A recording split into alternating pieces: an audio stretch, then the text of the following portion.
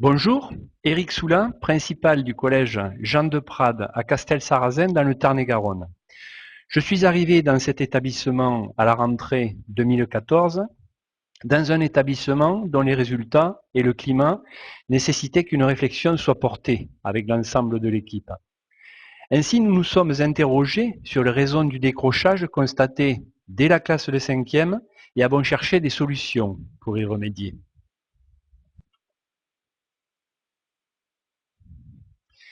Nous nous sommes fixés pour principe que pour réussir sa scolarité, il faut réussir son entrée au collège et s'y sentir bien.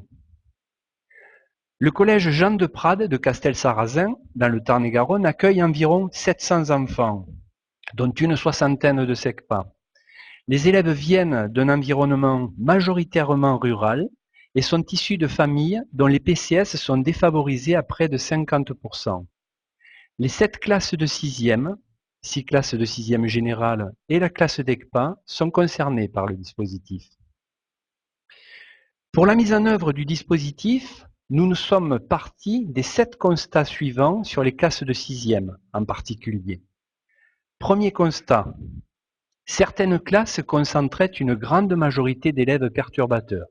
Nous devions, dans le cadre du conseil école-collège et lors des réunions d'harmonisation de fin d'année, profiter de la présence des professeurs des écoles pour connaître nos futurs élèves et leurs difficultés éventuelles. Ainsi, nous avons pu mettre en place rapidement les PPRE passerelles. Cette meilleure connaissance a permis une constitution hétérogène des classes de 6e. Second constat, les grandes difficultés de 3 ou 4 élèves par classe en cours d'année scolaire de 6e se traduisaient en 5e par un décrochage conduisant à des situations d'absentéisme préoccupantes. Troisième constat, les élèves de CM2 qui arrivaient au collège avaient du mal à trouver leurs repères. Plusieurs changements de salle dans la journée, les nombreux interlocuteurs, les nouvelles règles de vie de classe étaient des facteurs déstabilisants. Quatrième constat, la cohabitation avec les grands était parfois compliquée pour les enfants les plus fragiles. Cinquième constat, l'emploi du temps classique était inadapté à des élèves arrivant de CM2, les rythmes changeaient de façon trop brutale. Sixième constat, un passage brutal entre la classe de CM2 et celle de 6e qui n'est pas en adéquation avec la notion de cycle, malgré une liaison école-collège dynamique. Et enfin, dernier constat, les parents ne retrouvent pas au collège le lien privilégié qu'ils avaient avec le professeur des écoles. Ce diagnostic a concentré nos réflexions sur les axes de progrès suivants. Favoriser un bon départ dans la journée en offrant un temps d'accueil d'une demi-heure tous les matins à toutes les classes de 6e. Ce temps permet aux élèves de démarrer la journée progressivement par des activités méthodologiques, des moments d'échange informels, des temps de dialogue et d'écoute avec les enseignants et entre eux. Respecter davantage les rythmes scolaires en fixant une durée maximale de 6 heures par jour et en portant tous les cours à une durée de 1 heure et demie. Ainsi, 4 cours maximum par jour, au lieu de 6 ou 7, trouvent leur place sur la grille hebdomadaire. Les cartables sont ainsi allégés, ainsi que le nombre de matières à réviser le soir. De fait, les services d'éducation artistique et éducation musicale ont été annualisés. Mieux utiliser les ressources des élèves en positionnant les matières expérimentales ou d'éveil plutôt l'après-midi. S'accorder une pause méridienne de 2 heures. Être en sécurité en organisant des récréations décalées. Répondre aux besoins de chacun en alignant les classes de 6e 3 heures par semaine et en renforçant l'encadrement avec les professeurs des écoles spécialisées et les assistants d'éducation. Et enfin, renforcer la place des parents en les associant très vite et de façon pérenne à la scolarité de leur enfant. Chaque professeur principal de 6e a rencontré individuellement les parents des nouveaux élèves dès le premier mois. Nous avons bien entendu croisé des difficultés dont celle en particulier de l'impact du dispositif sixième sur les autres niveaux.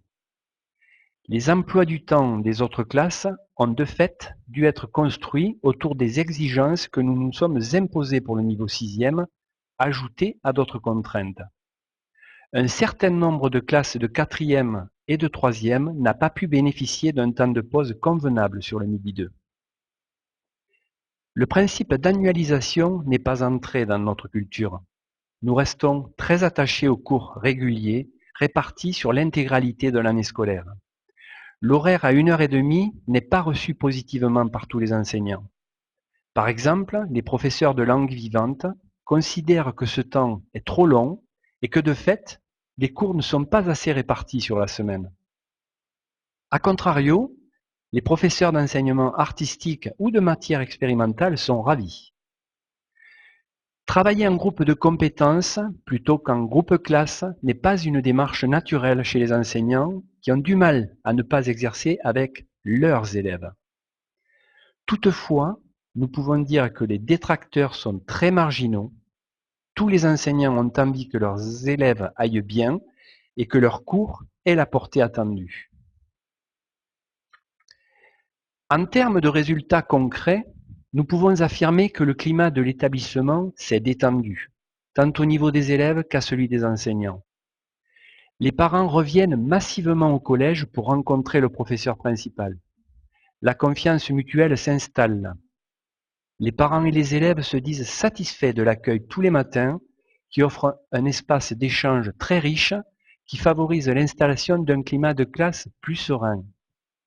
Les horaires à 4 fois 1h30 sont également appréciés des enfants et des familles.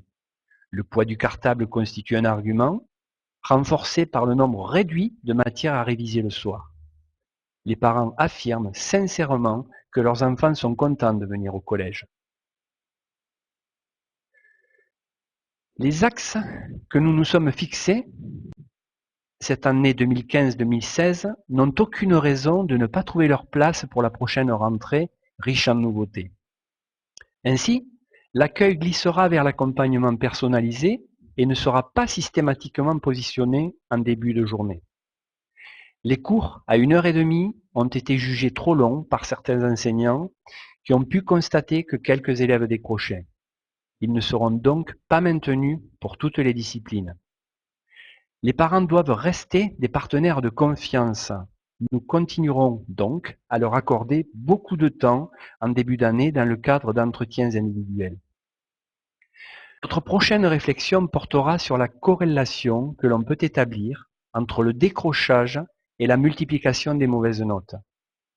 Basculer sur une évaluation par compétence en s'appuyant sur des outils dont les vertus ne sont plus à démontrer fait partie des changements à très court terme que je souhaite initier dans mon établissement. Ainsi, valoriser ce que sait faire un élève devrait permettre aux plus fragiles de retrouver une confiance égarée au milieu de notes chiffrées qui ne mesurent au final qu'un écart avec la note 20, occultant dramatiquement les compétences acquises. Pour terminer, s'il est une évidence que cette grande réforme vise enfin à donner du sens au collège, en resserrant les liens entre les disciplines avec les EPI, il ne faudra pas perdre de vue que la première condition de réussite restera la qualité des conditions d'accueil et de l'accueil lui-même dans un établissement. Je vous remercie.